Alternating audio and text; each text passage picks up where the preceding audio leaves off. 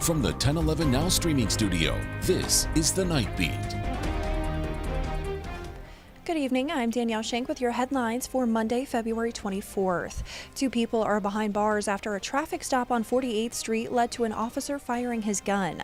Around 2:30 a.m., officers stopped a Cadillac near 48th and Orchard for a canine search. During that search, 66-year-old Ronald Willis tried to drive off, trapping an officer's foot in the car. An officer fired a shot, but no one was injured. Willis was arrested for fleeing and assault, while the 44-year-old passenger faces drug possession charges. The officer who fired the shot is on administrative leave. And details are emerging in the killing of 35-year-old Heather Gray. She filed for divorce on Thursday, February 20th. Her husband, 39-year-old Toby Gray, is accused of killing her Friday night before shooting himself. The couple was married for over 8 years and shared 3 young children. Heather had requested full custody and a restraining order.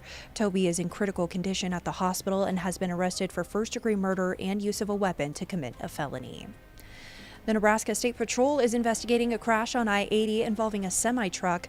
The driver pulled off at the Greenwood rest stop but failed to stop, sending the truck into a creek. First responders pulled the driver out, who was then taken to an Omaha hospital. His injuries are unclear.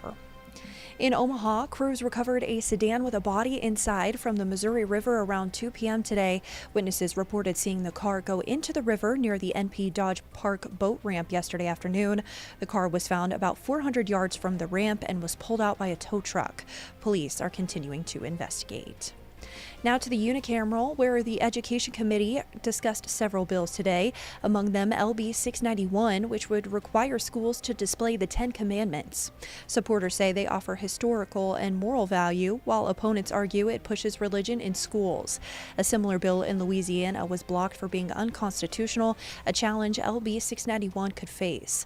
The committee also heard LB 122, which would require the display of state and national mottos in schools. In other news, Nebraska Athletics and Link to Literacy are partnering to promote reading, with Husker student athletes visiting elementary schools to read to kids. In 2024, only 59% of third graders were proficient in English and language arts. The Nebraska Department of Education aims to raise that to 75% by 2030.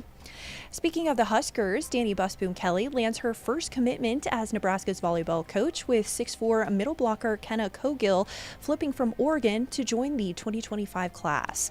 DBK begins her first season hosting the 2025 AVCA First Serve Showcase, with Nebraska opening against Pitt. Stanford and Florida will also compete in Lincoln. Saturday features reigning champ Penn State, Creighton, Kansas, and Vanderbilt.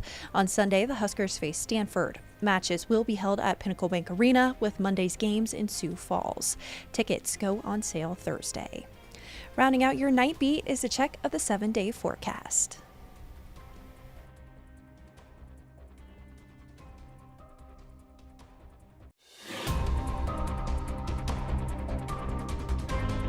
You've been listening to The Night Beat. Watch, listen, and stream on the 1011 app on YouTube or wherever you get your podcasts.